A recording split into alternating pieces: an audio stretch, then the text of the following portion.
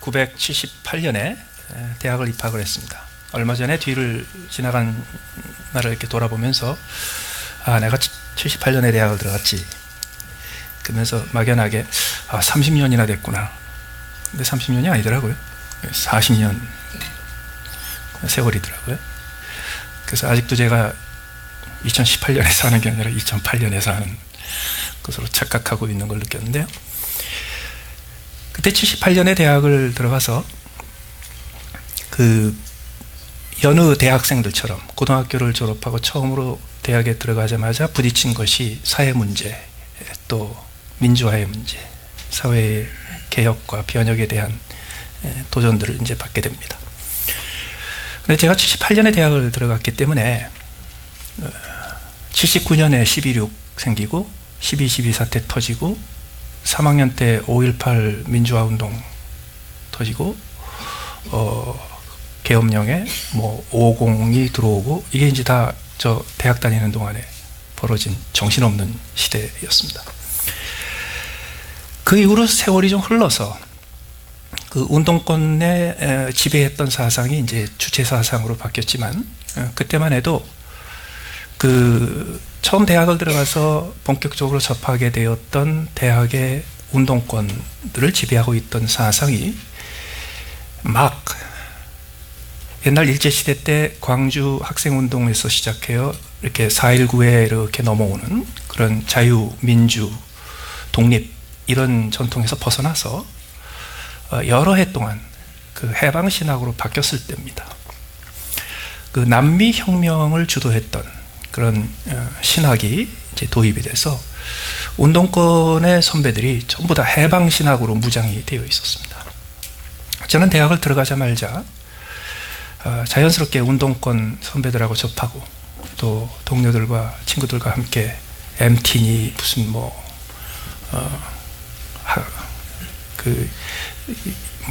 연구 리딩 그룹이니 이런 거 다 하면서 열심히 싸웠습니다. 논쟁을 엄청나게 벌였습니다. 제가 목사의 아들로 태어나서 평생을 교회 생활, 신앙 생활을 통해서 교회 생활과 신앙 생활이 저의 삶의 전체이다시피 하게 그렇게 자라고 대학을 들어갔으며 고등학교를 졸업할 때까지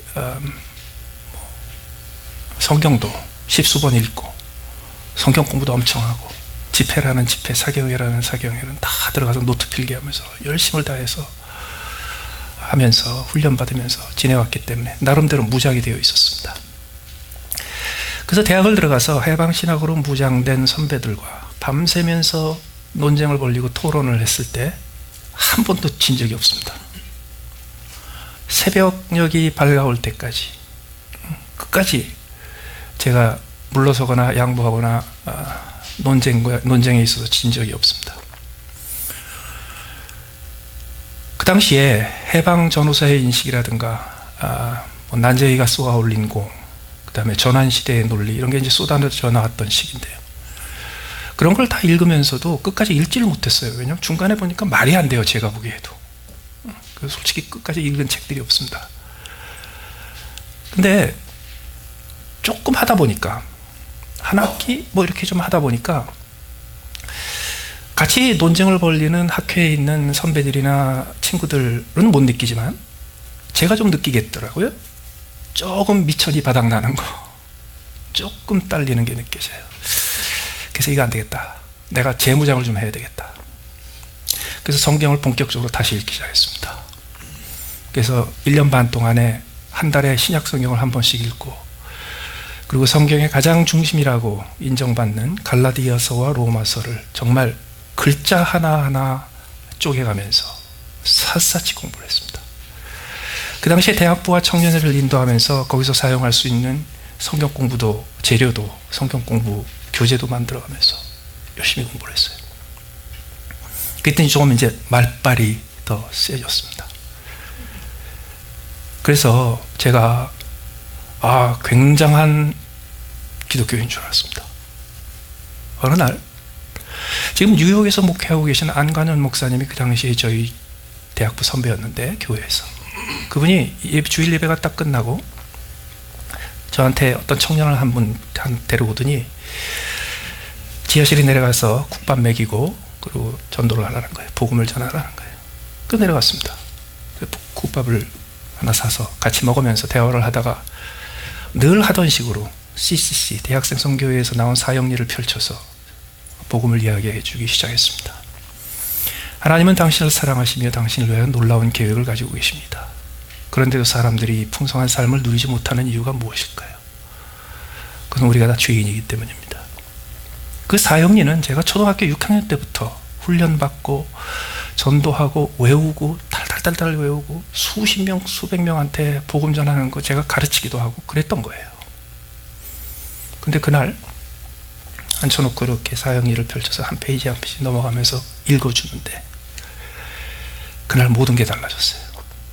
어떻게 달라졌냐면 거기 나오는 이야기가 내 얘기더라고요. 하나님이 세상을 사랑하신 게 아니고 나를 사랑하신 거라고. 예수님이 십자가에 죽으신 게 온 인류를 위해서 죽으신 게 아니고 나를 위해서 죽으셨어요. 그분이 구주와 주님이시고 살아계신 하나님의 아들 그리스도라는 것은 온 인류가 함께 인정해야 될 영원한 진리는 당연하지만 그게 내 얘기더라고. 내 얘기. 예수님 영접하시겠어요? 하겠대. 그래서 거기 있는 기도를 읽어주면서 이 기도 인도를 했어요. 이분도 눈물을 흘리면서 영접을 했어요. 이분도 뒷얘기가 있더라고요.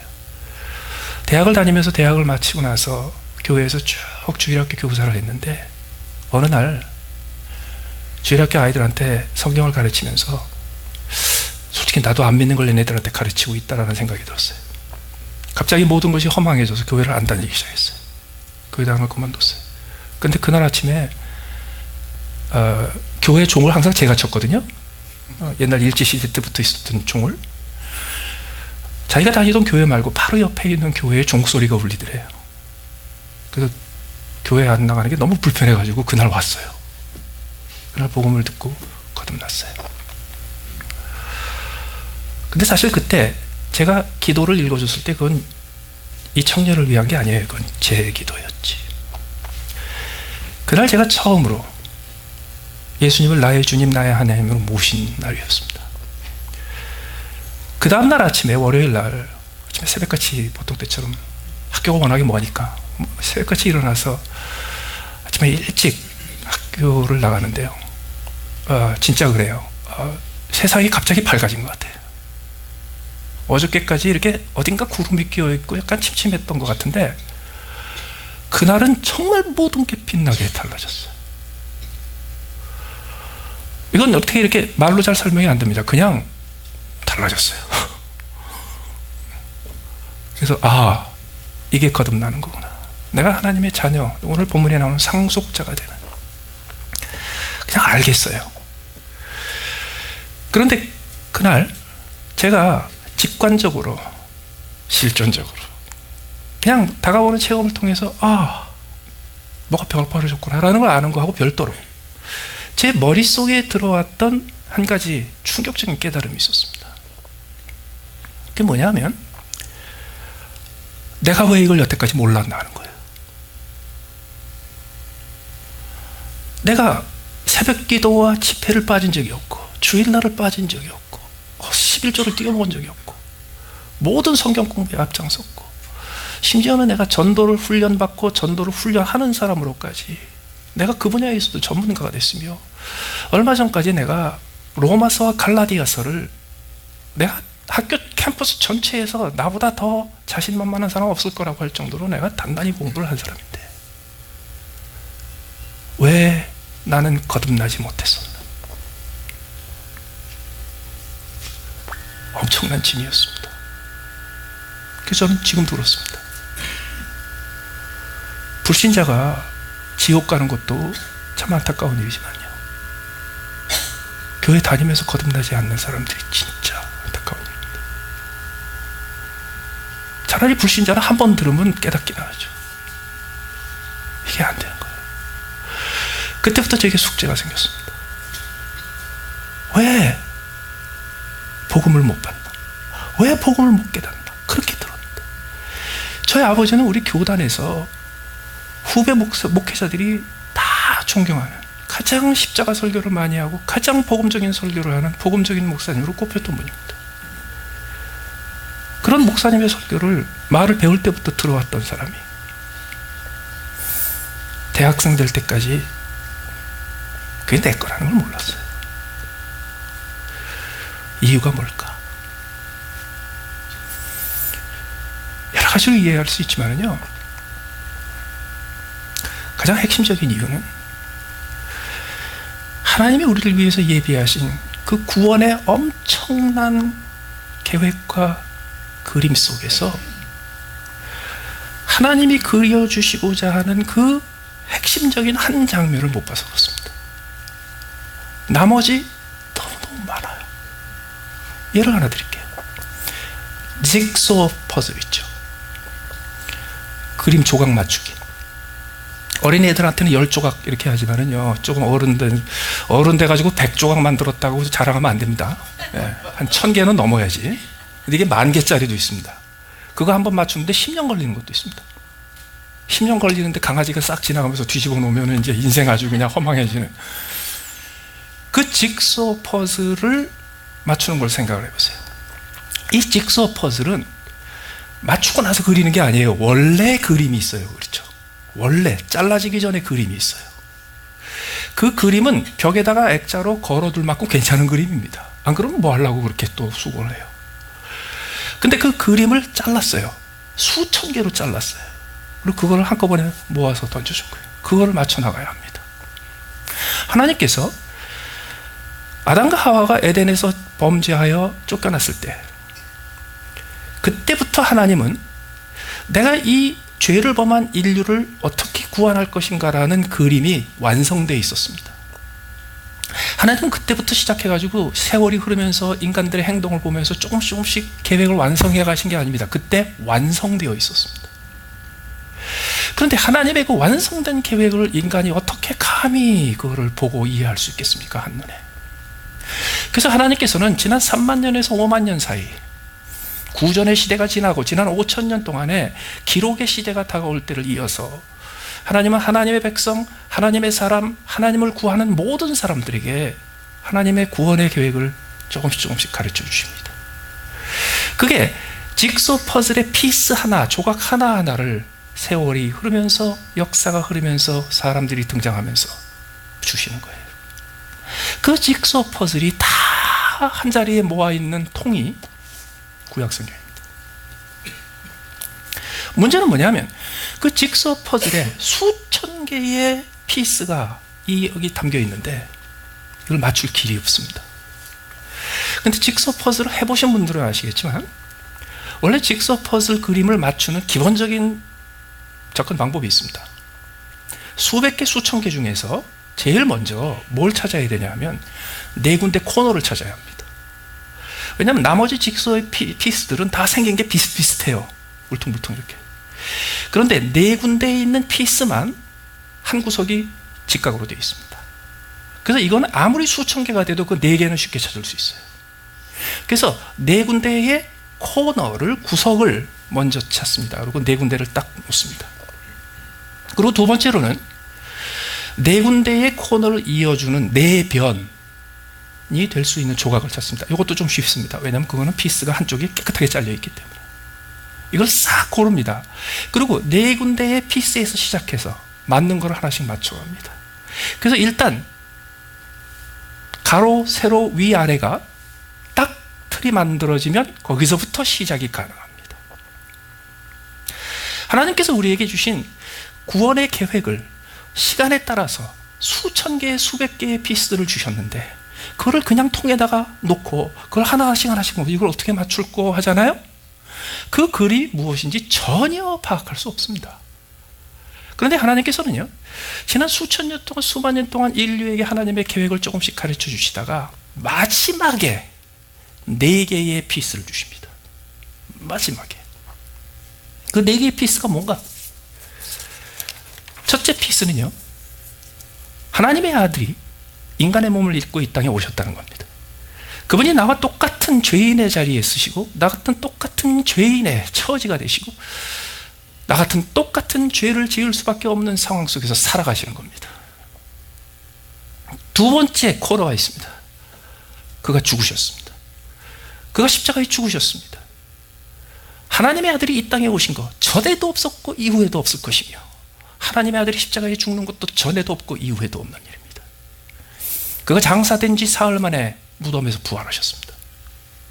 전에도 없고 이후에도 없는 딱 하나짜리 피있습니다. 그가 40일 동안을 제자들에게 그 산 몸을 보이시다가 승천하셔서 하나님의 우편에 영광의 자리에 다시 돌아가셨습니다. 전에도 없고 후에도 없는 일입니다. 이 네 가지를 딱 코너에 놓습니다. 그때부터 풀리기 시작합니다. 그가 죄인의 자리에 오셨다. 그가 나를 대신하여 죽으셨기 때문에 그분은 나의 구주가 되실 분이며, 그가 부활하셨기 때문에 그분은 나를 살리시고 새 생명을 주실 분이며, 그가 영광의 자리에 오르셨기 때문에 그분은 나의 주, 나의 왕이시다. 이 네 가지에서 시작해요. 그 다음에 네 가지를 잇는 네 개의 변이 나옵니다. 그 네 개의 변은요, 첫째로 예수님께서 이 땅에 오셔서 33년 동안 사셨던 삶의 모습입니다. 그리고 그분이 3년 동안 제자들을 가르치면서 주셨던 그분의 가르침입니다. 그리고 3년 동안 그분이 행하셨던 일들입니다. 병을 고치시고 귀신을 내쫓으시고 풍랑을 가라앉히시고 바람을 잠잠케 하시며 5천 명을 먹이셨던 그분의 행적입니다. 마지막으로 그분이 남기신 게 있습니다. 그분은 자기의 삶의 연장으로서 12사도를 남기셨습니다. 그래서 이 네 가지가 담겨 있는 게 사복음서입니다. 이걸로 일단 틀을 짜잖아요. 그때부터 하나님이 에덴 동산 때부터 그려놓으셨던 구원의 그림이 완성되기 시작합니다. 우리는 그 누구도 그 구원의 그림을 완성할 자는 없습니다. 절대로 안 됩니다. 그걸 완성했다는 뜻은 우리가 하나님 수준이 됐다는 뜻입니다. 완성 못합니다. 그러나 우리가 할 수 있는 대로 몇 가지 조각들을 붙여서 만들어갑니다. 그런데 그림이라는 게요, 꼭 다 완성돼야지 이게 산봉우리를 그린 거구나 이렇게 되는 게 아니에요. 조금만 채워가도 이게 무슨 그림이구나 하는 걸 알아요. 그렇기 때문에 일단 예수 그리스도의 나심과 죽으심과 다시 사심과 승천하심을 붙잡고, 그분의 교훈과 삶과 그의 행하심과 그의 사도들의 가르침을 붙잡고, 그 다음에 성경에 있는 조각들을 하나하나 제자리에 맞춰가다 보면 어떤 사람은 100조각제, 어떤 사람은 1000조각제, 어떤 사람은 한 두세 조각도 안 돼서요, 이 그림은 산의 그림이구나, 이 그림은 사람의 얼굴이구나, 이 그림은 바다의 그림이구나, 이걸 압니다. 그때가 언제냐 하면 예수께서 나를 위해서 죽으셨고 예수께서 나를 위해서 부활하셨기 때문에 내가 예수를 믿으면 구원받는구나, 이걸 발견하는 거예요. 이걸 발견하는 거예요. 그런데 너무 많은 조각이 있어요. 너무 많은 조각이 있어요. 근데 그 조각들이요, 너무도 다른 종교와 비슷해요. 너무너무 비슷해요. 그래서 우리가 놓쳐요. 그리고 우리가 다 착각하고 살아요. 기독교인이 된다는 것은 기독교에서 가르치는 가르침에 맞게 살면 되는 거라고요. 저 아주 어렸을 때부터 우주의 근원을 알고 싶었습니다. 우주의 근원을 알고 싶기 때문에 이 우주를 만들어 놓은 모든 에너지와 물질을 구성하는 가장 기본적인 원소를 찾으면 된다고 믿었습니다. 그래서 우주론이라는 물리학을 하고 싶었어요. 그래서 아주 일찍부터 아인슈타인을 열심히 공부했습니다. 그런데요, 아인슈타인의 상대성 이론, 일방 상대성 이론과 특수 상대성 이론을 공부하고 이해하고 그것을 깨닫고 그거를 내 연구에 활용할 수 있을 정도가 돼서 내가 존경하는 가장 위대한 인간이 아인슈타인이라고 해봤자 아인슈타인하고 나하고는 아무런 상관이 없습니다. 그분이 나를 아는 척한 적도 없고 내가 그분을 아는 척할 이유도 없고요. 아무런 상관이 없습니다. 우리가 종종 예수 믿는다고 하면서 그렇게 살아요. 죽은 예수, 나에게 그저 멋진 가르침만 남겨주신 분 아니에요. 어느 날 내가 그분을 나의 구주, 나의 주님으로 모시고 고백하는 그 순간 지금도 살아계신 그분께서요, 나를 안다 하세요. 그 순간 살아계신 하나님께서요, 나를 아들이라 불러주시고 딸이라 인정해 주세요. 그 변화가 왜 찾아오지 못하냐고요? 너무 조각들이 많은데요. 그 틀에서부터 시작하지 않아서 그래요. 그렇다면 그 그림의 핵심이 무엇입니까? 하나님께서 그리신 그림은 바로 이거였구나 라고 하나님이 그리신 그 그림의 중심이 되는 오브젝트는 무엇입니까? 이것은요, 기독교만이 가지고 있는 독특한 겁니다. 왜냐하면 이 세상의 모든 종교와 철학과 가르침은요, 다 인간이 만들었기 때문에 공통점이 있습니다. 인간이 만든 공통점이 있습니다. 그러나 성경의 복음은 하나님께서 만드시고 하나님께서 그리신 거기 때문에 이 세상에 어디서도 찾을 수 없는 기독교에만 있는 메시지가 있습니다. 그렇기 때문에 여러분 조심하십시오. 성경을 읽다가 이 똑같은 내용이 불교에도 있고 유교에도 있고 뭐 이슬람에도 있고 그러죠. 그거 복음 아닙니다. 복음 아닙니다. 인류를 사랑하고 이웃을 사랑하고 하나님을 사랑하라. 복음 아닙니다. 복명이지. 복된 소식 아닙니다. 복된 명령이지. 그 복된 명령은 어느 종교나 다 있습니다. 그런데 왜 거기에 자꾸 매여서 한계 거기서 머무르느냐 말이죠. 예수 그리스도의 나심과 죽으심과 다시 사심과 승천하심에서 시작하지 않아서 그래요. 그럼 거기서 시작했을 때 우리가 금방 눈치챌 수 있는 하나님의 그림의 핵심, 중간에 있는 핵심적인 그림이 뭐냐 이거예요. 그게 오늘 본문에 나옵니다. 오늘 본문에 보시면 아브라함과 그 후손에 대한 이야기를 말합니다. 13절, 14절, 15절에서 끊임없이 강조하는 게 뭐냐면 율법이 아니라는 거예요. 아브라함이나 그 후손에게 세상의 상속자가 되리라고 하신 언약은 율법으로 말미암은 것이 아니고 오직 믿음의 의로 말미암은 것이다. 만일 율법에 속한 자들이 상속자이면 믿음은 헛것이 되고 약속은 파기되었으며 율법은 진노를 이루게 하나니 율법이 없는 곳에는 범법도 없느니라. 가장 먼저 우리가 발견해야 될 그림은 뭐냐면요, 하나님의 구원, 하나님의 자녀가 되는 것, 죄사함 받아 영원히 의롭다 되는 이 축복은 율법으로 이루어지지 않습니다. 율법으로 이루어지지 않는다는 게 무슨 뜻입니까? 사실 오늘 본문 4장 1절이 아브라함에 대한 이야기를 시작하면서 오늘 본문에 바울 사도가 이야기하려는 핵심을 4절에서 이야기합니다. 일하는 자에게는 그 삭시 은혜로 여겨지지 아니하고 보수로 여겨지거니와 일을 아니할지라도 경건하지 아니하는 자를 의롭게 하시는 하나님을 믿는 자. 다시 말해서 오늘 율법으로 말미암는 의라는 것은요, 내가 행한 대로 보상을 받는 걸 의미합니다. 여러분, 이것이 우리의 인간의 본성입니다. 인과응보, 권선징악. 선은 이기고 악은 망한다. 결국에 와서 선을 이기게 돼 있다.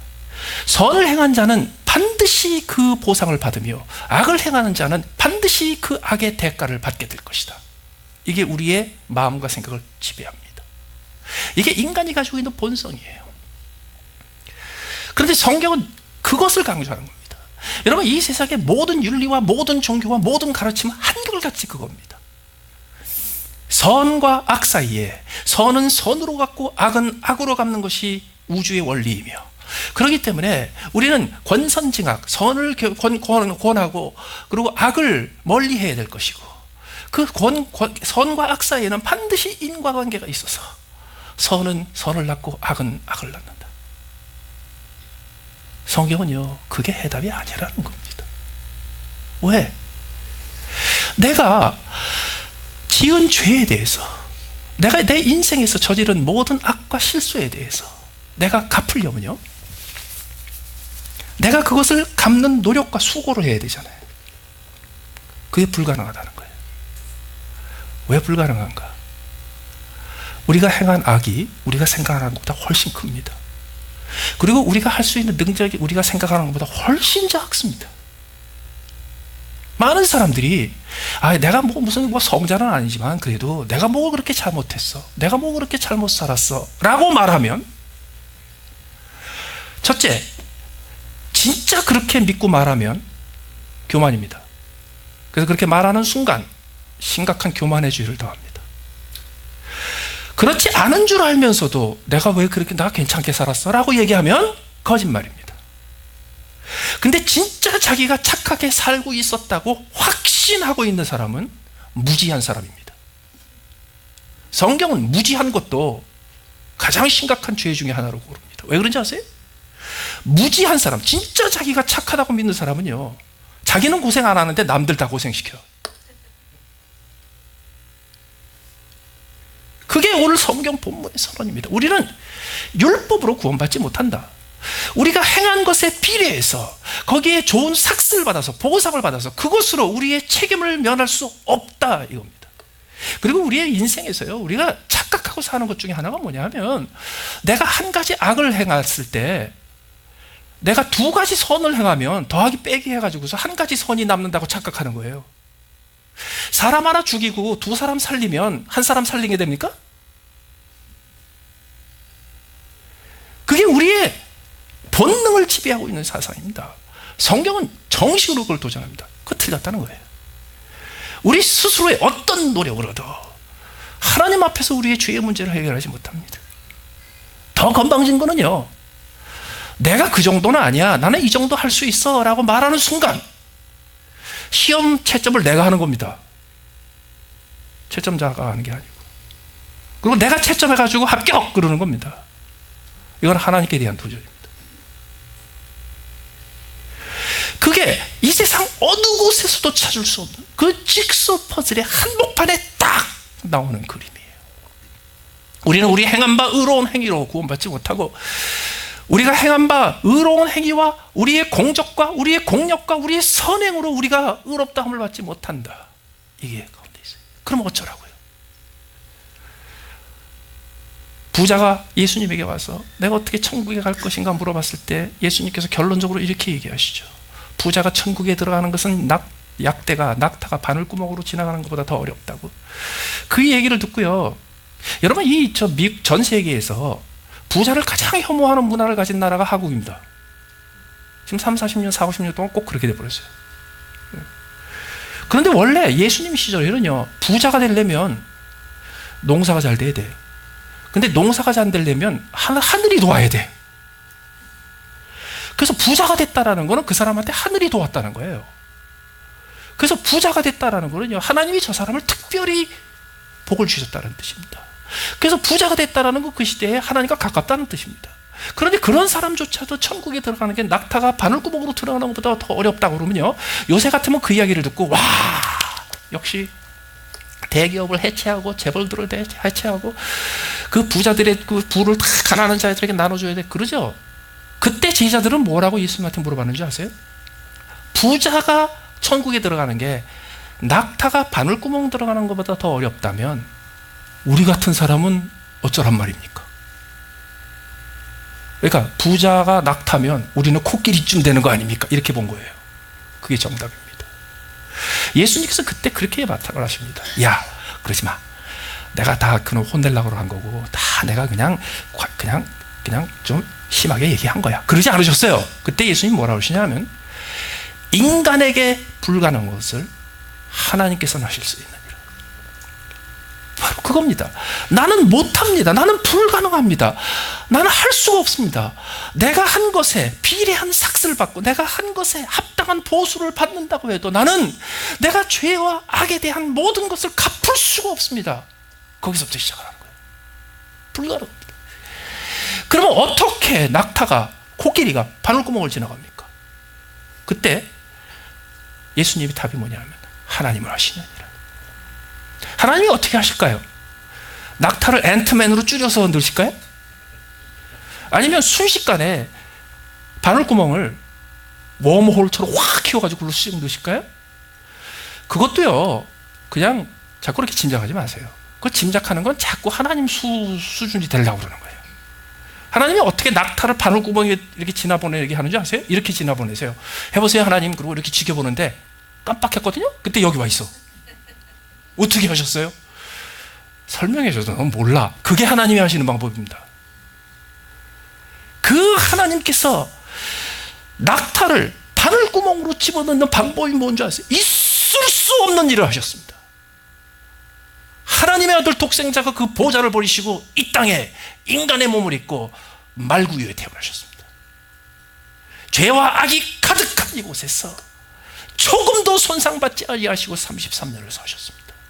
불가능한 거죠. 그리고 하나님의 아들이 어떻게 죽을 수가 있단 말입니까? 불가능한 거예요. 그가 어떻게 부활할 수 있습니까? 그게 원래 저 실신한 상태인데 무덤 안에서 찬바람을 튀어가지고 일어나다 이런 짓 하지 마세요. 그냥 눈 깜빡할 사이에 낙타가 이쪽으로 간 겁니다. 하나님이 하신 겁니다. 그리고 그가 40일 동안 자기의 산 모습을 보여주시다가 하늘로 올라가셨어요. 그리고 하나님께서 우리에게 이렇게 얘기하십니다. 이제부터 너희들이 구원받을 길은 한 가지다. 믿음으로. 여기서 믿음이라는 단어를 또 인간적으로 해석하지 마십시오. 우리는 종종 신앙생활 하면서도 기독교의 믿음을 완전히 인간적인, 불교적인, 유교적인, 이슬람적인 믿음으로 바꿔버려요. 어떤 믿음인가? 신념, 확신, 뜨거운 열정, 불굴의 의지, 내가 한번 목표한 것은 절대로 포기하지 않는 그런 신념. 그게 믿음이 아니에요. 저는 여러분들이 하늘나라 갈 때까지 그거 하나 붙잡았으면 좋겠어요. 기독교의 믿음은 인간적인 신념, 확신, 나에게 인생의 의미를 부여하고 내 목표를 설정해주는 그런 확고한 신념, 이런 건 절대로 아닙니다. 원래 그런 확고한 신념을 가진 사람이 힘이 없을 때는 별로 데미지가 없다가, 그런 확고한 신념을 가진 사람이 큰 권력을 가지면 수많은 사람을 해롭게 합니다. 인간의 신념 굉장히 위험한 겁니다. 나 혼자 쓰면은 괜찮은데요. 그래도 남한테 피해 안 주니까. 여러분, 기독교에서 말하는 신념은, 믿음은 그런 게 아니에요. 여기 본문에서 말하는 믿음은 어떤 믿음인지 아세요? 하나님, 내가 아무리 수고해도, 아무리 노력해도, 내가 내 인생에서 거둔 삭슬 아무리 모아도 나의 죄와 나의 악을 씻을 수가 없습니다. 하나님, 나는 바늘구멍 앞에서 들어가려고 비비고 있는 낙타 같은 꼴입니다. 나는 더 이상 그 말도 안 되는 짓을 포기하고 하나님, 나 하나님 앞에 그냥 서겠습니다. 나 못해요. 그 다음에 예수님께서 말씀하신 대로 하나님이 해주세요. 이게 믿음이에요. 기독교의 믿음은 그래서 하나님, 나 아무것도 할 수가 없어요. 나 하나님이 도와주시지 않으면 한 가지도 제대로 할 수 없어요. 그래서 하나님 앞에 항복선을 하는 겁니다. 그래서 있죠, 믿음을 달라고 그럴 적에도요, 주여 믿습니다로 힘주지 마세요. 제발 그렇게 용을 쓰고 기를 쓰고 그러지 마세요. 주님 앞에 이렇게 기도하세요. 이러면 돼.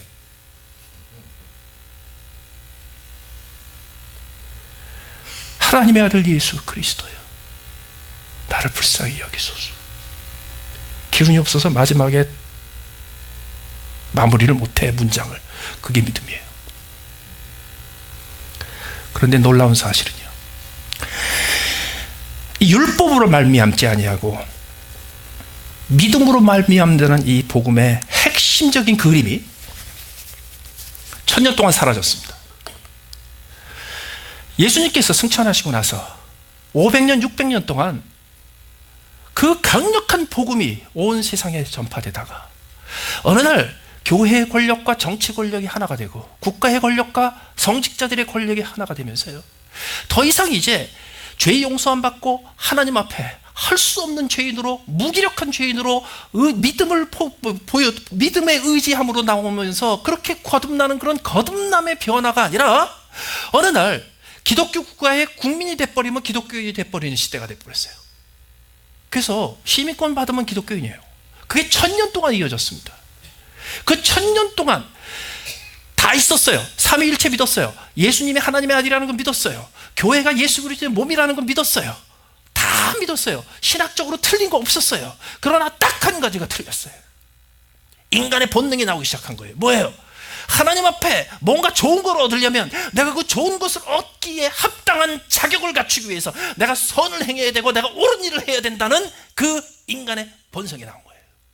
그게 1000년을 지배했습니다. 그러다가 마틴 루터가 나옵니다. 마틴 루터가 선언한 게 이겁니다. 오직 믿음으로.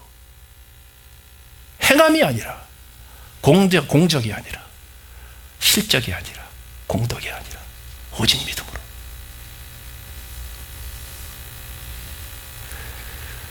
그런데요, 그 믿음보다 더한 게 있어요. 예수님이 나의 주님이 되시고 나서 월요일 날부터요, 전도하기 시작했습니다. 불이 붙어서 버리는 거겠습니다. 월요일 날 학교를 갔더니 캠퍼스 전체가 아침부터 최루탄 가스로 가득 찼습니다.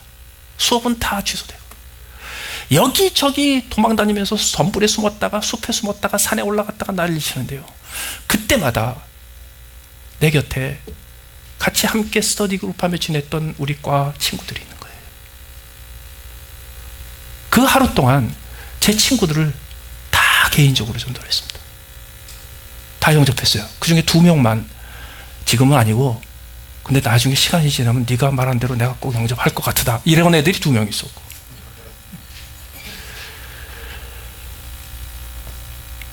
근데 점점 전도를 하고 복음을 이야기하고 하면서요 더 갈증이 생겼어요. 왜 사람들이 이걸 모를까? 그러다 어느 날 내가 로마서를 원어를 공부해서 제대로 좀 살펴봐야 되겠다. 그래서 성경에 쓰여진 헬라어, 그리스어를 공부를 했습니다. 단어를 공부하고 문법을 어느 정도 이해하고 해석을 할 때쯤 해가지고 로마서에 있는 모든 절들을 헬라어 원어의 순서에 맞게 도표를 만들었습니다. 주어, 목적어, 동사 어떤 단어가 어떤 단어를 설명하는지 그거를 만들어 놓고 몇 달 동안 그것만 또 보고 또 보고 또 봤어요. 그러던 어느 날 저한테 충격적으로 다가왔던 것이 있어요. 그게 16절이에요.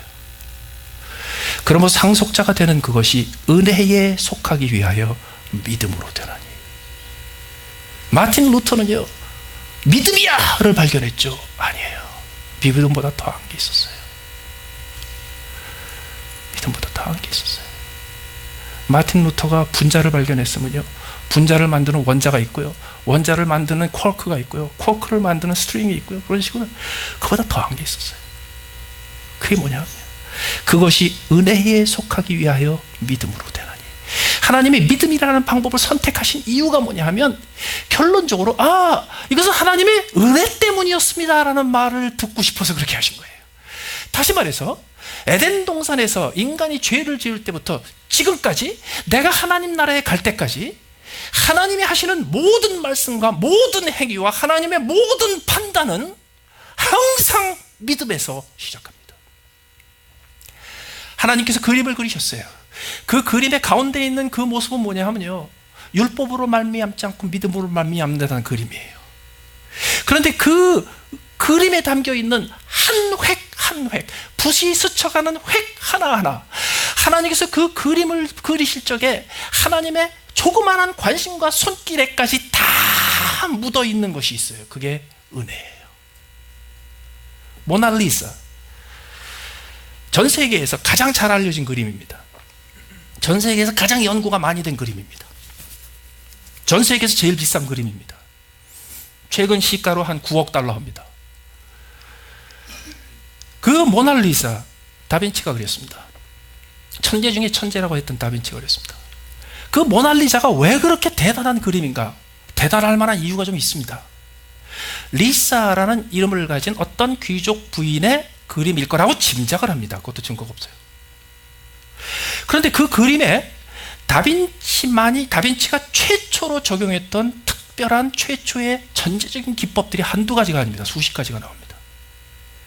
그림 그리는 사람들은요 옛날 고대로부터 항상 평면에다가 어떻게 depth, 깊이 개념을 넣는가가 고민이었어요.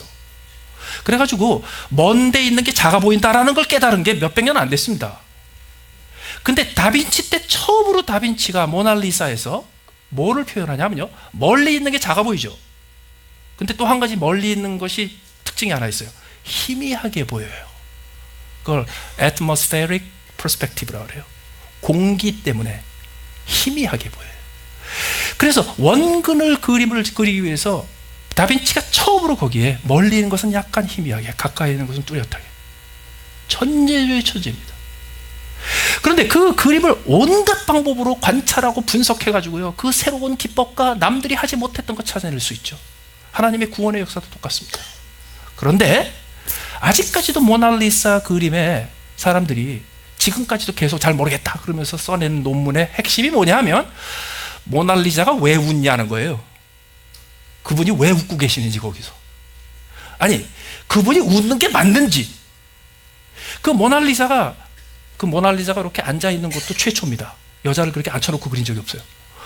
모나리사라는 분이 거기 앉아가지고서 얼굴을 표정을 짓고 있는데 그게 미소가 맞나? 미소 같긴 하지. 이게 무슨 미소인가? 미안한 미소인가? 조금 어색한 미소인가?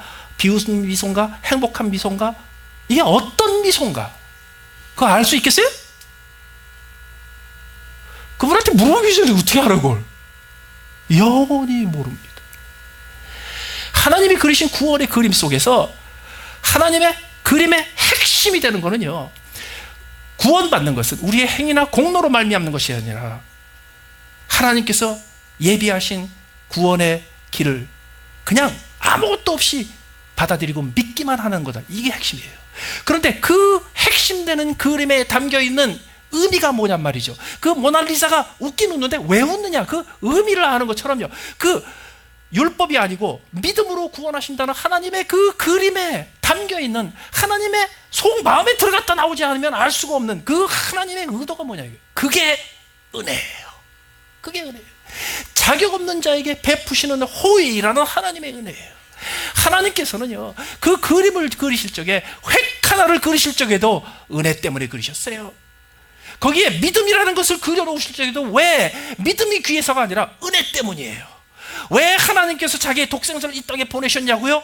은혜 때문이에요. 왜 그가 십자가에 못 박히셨냐고요? 자격 없는 자에게 베푸는 호의를 주시고자 했기 때문에 그래요. 하나님께서 진노하셨어요? 진노 중에도 은혜가 있어요. 하나님을 거역한 사람이 있어요? 그 사람의 인생에서도 은혜가 벗어나지 않아요. 아무리 하나님을 벗어난 백성이라 할지라도, 아무리 하나님을 거역한 인간이라고 할지라도, 하나님께서 진노하고 심판하시더라도 은혜를 거두지는 않으세요. 그렇기 때문에 내가 행위로 구원받는 것이 아니라 믿음으로 구원받는 것을 깨달으면요, 예수 그리스도 나의 구주, 나의 주님으로 모실 수 있어요. 그런데 거기에 그 밑바닥에 하나님의 획 하나, 하나님의 숨결 하나가 다 은혜 때문이라는 것을 깨달으면요, 그 다음부터 하나님과 함께 동행하고 예수님과 함께 동행하는 것이 행복해져요. 우리는 너무도 쉽게 거저 주시는 은혜로 구원받은 후에 하나님의 뜻과 하나님의 생각이 아니라 우리의 생각으로 돌아가서 꼭 내가 한 만큼 얻을 생각하고요, 내가 한 만큼 얻지 않으면 하나님이 불공평하다고 얘기하고, 이 세상에 선은 선으로 갚아지고 악은 악으로 갚아지는 이 법칙을 하나님도 왜 무시하냐고 하나님 앞에 대들어요. 아니에요. 우리는 은혜로 구원받았습니다. 우리는 하나님 앞에 가는 그날까지 은혜로 살아야 돼요. 하나님께서 구약 성경에 신약 성경에 남겨놓은 모든 일획 일점이 다 은혜를 표현한 것이라면, 우리의 인생에서도요, 우리의 말 한마디, 우리의 걸음 하나, 우리의 행동 하나하나가 이것은 하나님의 은혜입니다. 이것은 내가 빚진 자로 베푸는 은혜입니다. 이거를 묘사할 수 있어야 돼요. 하나님은 그리고 그 은혜를 아는 사람을 목마르게 찾고 계세요. 처음에는요, 와, 하나님께서 나에게 구원을 주시고 내가 예수 그리스도를 드디어 나의 주님으로 모시고 이 세상에 팔을 가지고 막 신나가지고 제가 열심히 전도했거든요. 제가 열심히 있어서 전도한 줄 알았어요. 어느 날 그게 아니라는 걸 깨달았어요. 그래서 전도도요, 열심으로 할 때가 있는데 그게 평생 가면 안 돼요. 또 은혜의 전도로 바뀌어야지. 이게 뭐냐면, 그러고 나서 얼마 안 돼서 그때 교보문고가 생겼어요. 그때 그 옛날에. 근데 교보문고 옆에 큰 제과점이 생겼어요. 그래서 100명 200명 들어간 큰 제과점이 생겼는데, 그 제과점에서 우리 어머니하고 낮에 만나기로 했거든요, 점심때. 근데 저희 어머니하고 약속을 하면 1시간 이내에 오시는 법이 없습니다. 저 초등학교 때부터 제 체험이 그렇습니다. 그래서 그날도 그냥 마냥 기다리고 있는데 점심때가 지나서 텅 비었어요. 근데 저 끝에 아무도 없는 자리에 어떤 테이블에 어떤 청년 하나가 차를 하나 시켜놓고 앉아있는 거예요. 몇 번을 보는데 자꾸 눈에 걸려요.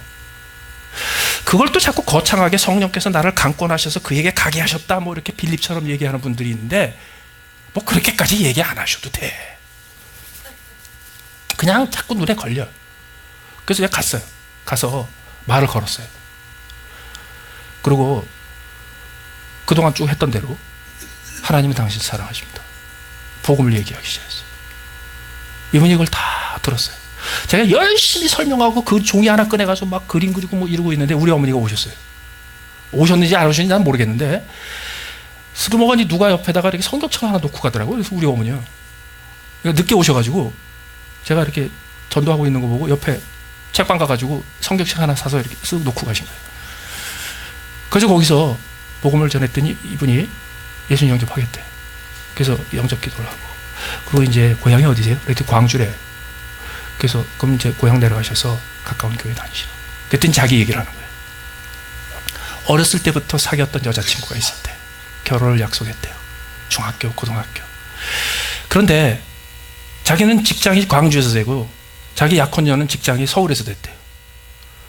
그래서 한동안 떨어져 지냈대요. 그래서 가끔 주말에 만나고 서신왕래하고 전화하고 그러고 지냈는데 점점 이게 뜸해지는 거예요. 연락이 끊겼어요. 불안해가지고 쫓아왔어. 그랬더니 이 여자가 만나가지고 절교를 한 거예요. 그만 만나자. 결혼을 약속한 여인한테, 어렸을 때부터 사귀었던 그 여인한테 이제 나 딴 남자 생겼다는 말을 듣고 내가 이제 집에 가야 되나? 그러고 있을 바로 그때예요. 그때 하필이면 제가 거기 있었어요. 근데 하필이면 이렇게 눈에 들어왔어요, 그 사람이. 근데 이상하게 눈에 거슬렸어요. 그거를 딱 보고요, 제가 깨달은 게 있어요. 전도도 내가 하는 게 아니구나.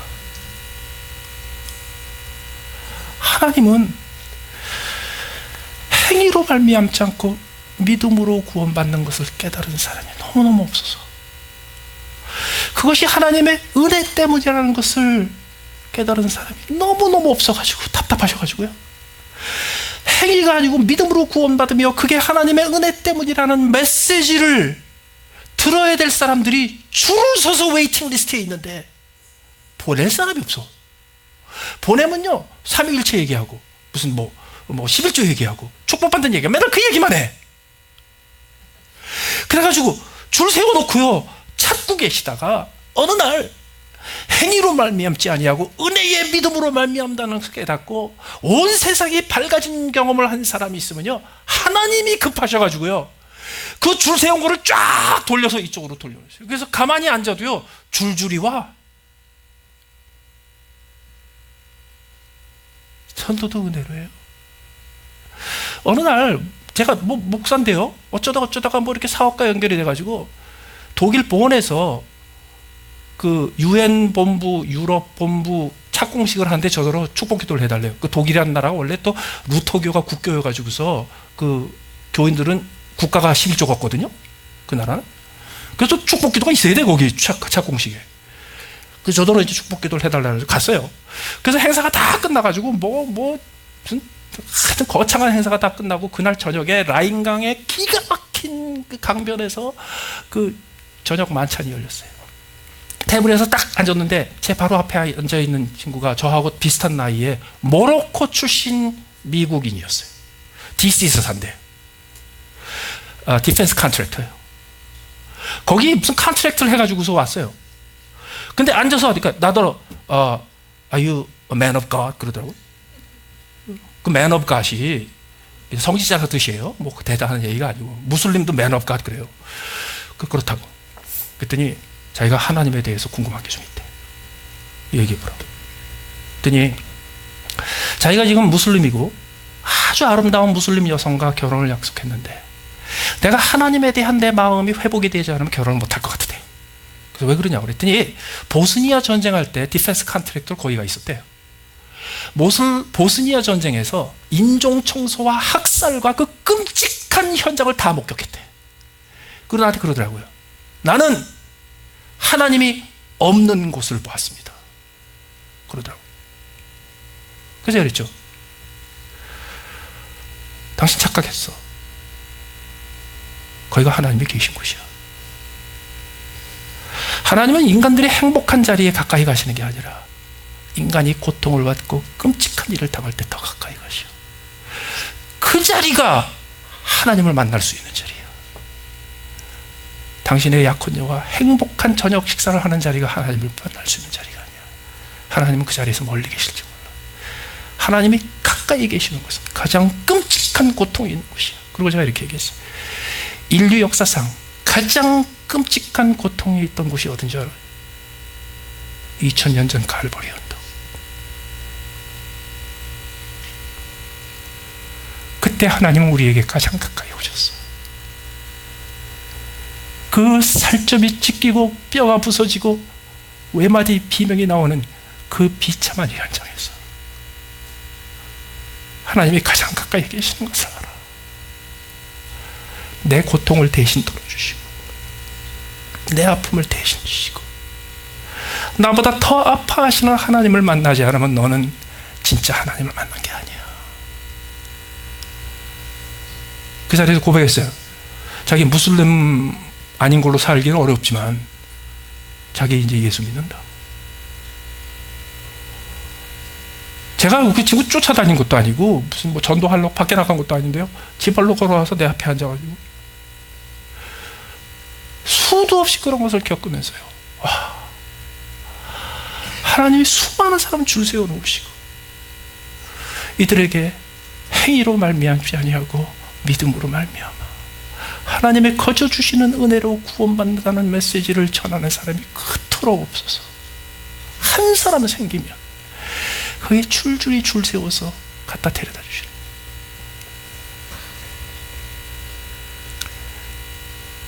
하나님이 한마디 하신 것, 한 가지 행동하신 것, 성경에 나오는 한 구절, 한 단어, 한 단어, 거기엔 하나님의 은혜가 묻어 있습니다.